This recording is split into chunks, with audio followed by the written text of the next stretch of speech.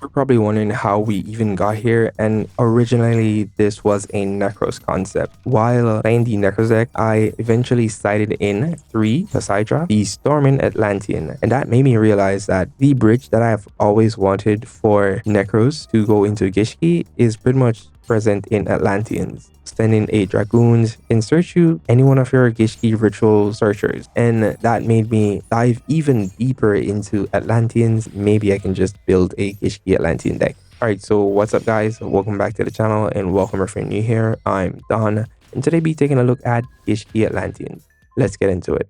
Gishki Atlantean is pretty much making use of the fact that the searchers for your ritual spells and your ritual monsters are both Sea Serpent, that being the Gishki Shadow for the spells and Gishki Vision for the monsters. So by sending the Dragoon to the grave via a Water Monsters effect, you can easily search either one of those monsters and none of the 3 cards or once per turn. Especially with the fact that your Grimness is a 1-card combo directly into Mermail King. And it even supplies you with either one of the Abyss equip spells, because your Shadow or your Vision will be discarding to add something. So you can add the Abyss Sting or add the Mizuchi. So that's pretty much why these cards are baked into the main deck. I've been playing this on the Master Duelist Cup and it's been working extremely well.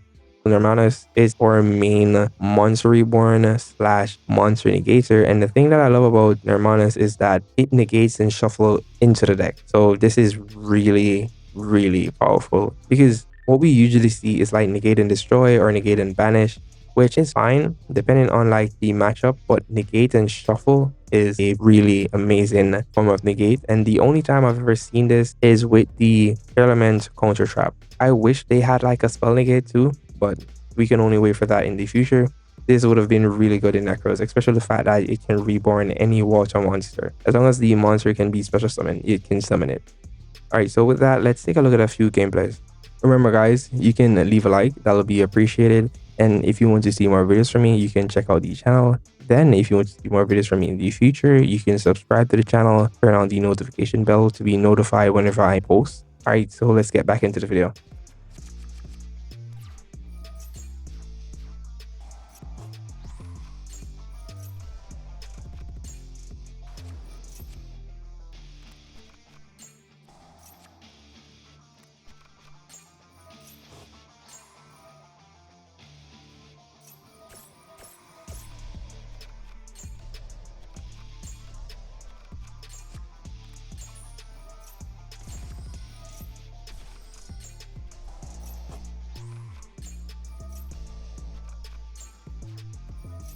If you open something like a marksman, you can send the marksman to summon the Poseidra, which will get you like triple removal, 1 set card, 1 face up card in any card that Poseidra targets. And if they like negate the Poseidra, it doesn't really matter, because you're pretty much baiting out the interruptions and you're sending your water monsters for cost, so you're still going to trigger. For like Dracotail, for example, it doesn't really affect you much other than the Sting, because the Sting can grab your waters before they get the chance to trigger if you send them from the deck. As for like Flame and Horn, you're not really playing a lot of spells, nor do you have to summon your monsters in attack mode, because you're not really going to OTK until the board is completely clear. So stuff like that doesn't really matter to you. And the fact that you can summon Poseidra Abyss to like clear the back rows to then go into the board is another thing.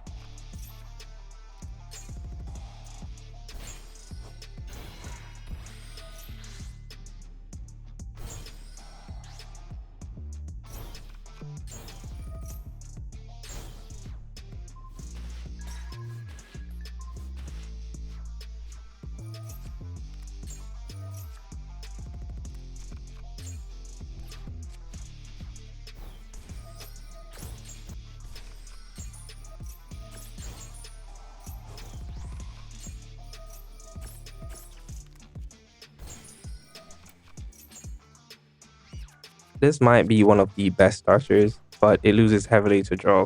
If you think about it, you can still make some form of resistance with the fact that adding the Grimness gets you straight into Mermail King. And getting to the Mermail King with at least some form of way to, get a water in your graveyard, you can easily like loop the Mizuchi. And most times your opponent just loop after your like 2 negates of their spell cards.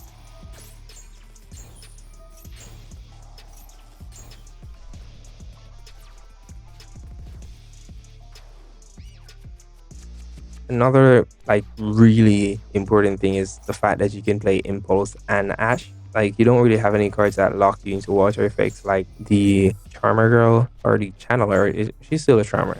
She's good, but the fact that she locks you into waters, the water effect, I should say, is not that good. If she like locked you into only special summoning waters, that would be fine, but effects is crazy.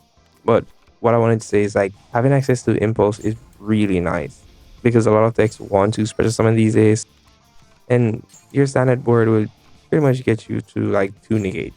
At one point, I wasn't even playing the trap card, so you can see me like banishing the focus mirror to set these spells when that's where you pretty much would be setting the trap card. So this board could have been way better because I could have had 3 negates with the ritual monsters. And what you might see is that every time that they activate a spell, I'll usually use a water monster's effect to send a water from the hand to trigger the king. And that's simply because I don't want them to like have access to normal spells. They might have access to quick play spells like in that small window where I don't have the equip spell equipped to the king. But after like that window, they're pretty much like locked out of spells again. Well, locked out of another spell effect again. So you're effectively stealing 2 spells from your opponent. And most of the times, like you can brick, but your brick is usually like Adrian or the opening the plus Hydra with your Perulias going first. That sucks. Like opening it going second is completely fine because you're guaranteed at least 2 draws from Perulia. But going first, it kind of sucks. So you'll be making cards like the Lancia. And that's why the package is here, because anytime the Lancia isn't that bad if it doesn't get negated in your opponent's turn, because it can get you to cards like your Raiho, which is a floodgate. So that's the thing. And the reason why I hate the Necromirror sometimes is the fact that I can't activate it once my life reach like a certain amount. If I could, I would just die right after because it's going to make my life points go to 0. As you can see, like I wouldn't say effortlessly breaking the board, but I'm breaking the board somewhat because your pieces are pretty much that good to like break boards and like build your hand. It's so like crazy. All you need is just like one like loose water and you're pretty much off to like a winning combo line.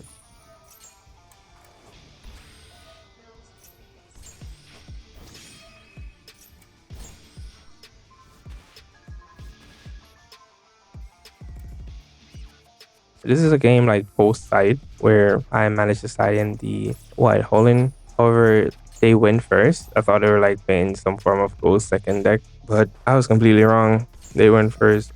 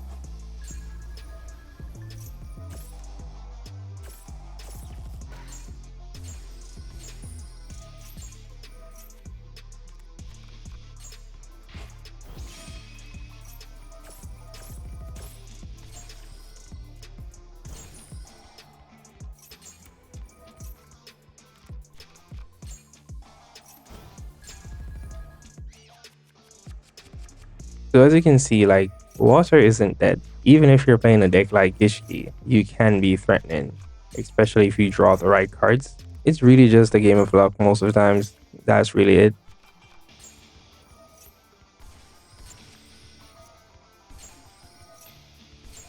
The real funny thing is like a lot of times I activate Necromir and my opponents either think that I'm going to tribute my monsters so they get rid of them, or they think that I'm going to do something like, strange. If they read the card and they realize that, oh, I'm going to tribute one of their monsters, like they do some dumb stuff and they just get punished for it.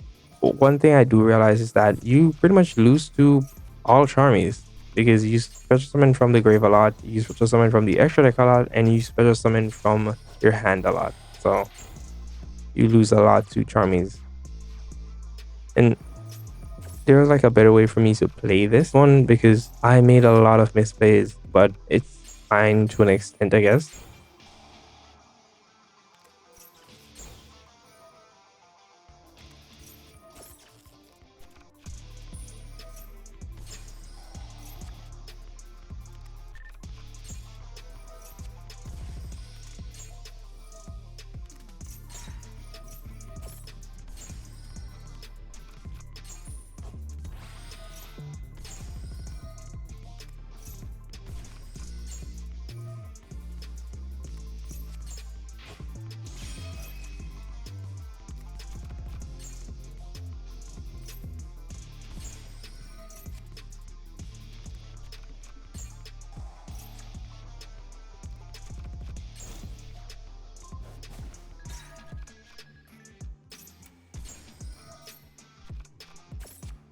And like for example, like right there, like if I had summoned the Presidra in, let's say, attack mode and get rid of the spell, I would be completely fine because all of their monsters are like less than the attack of Presidra. But I summoned it in defense because I was pretty much afraid of losing. So that's really it.